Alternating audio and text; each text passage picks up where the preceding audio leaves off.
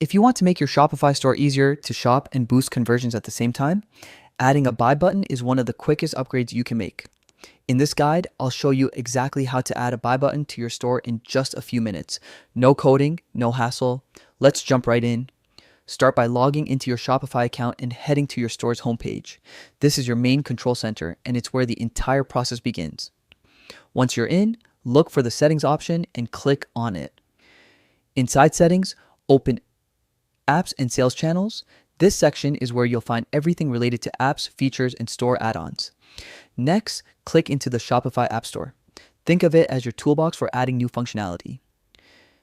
In the search bar, type Buy Me. From the results, look for Buy Me Sticky Buy button. This is the app we want because it keeps the buy button visible at all times, making it super easy for customers to check out from anywhere on the page. Click on the app, then hit Install Shopify may ask you to confirm a few things. Just review the permissions and continue. Once installed, the app will ask you to choose a plan, and most of the time there's a free option available. Select that to get started without any cost. Now it's time to activate the button. You'll see options to enable it for both desktop and mobile. Make sure both are turned on so every visitor, no matter what device they use, gets the same smooth experience. And don't forget the final step. Click Save This, locks in all your changes, and activates the buy button on your store.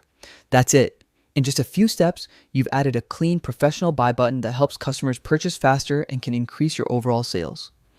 A small change that makes a big difference. Thanks for watching, and best of luck growing your store.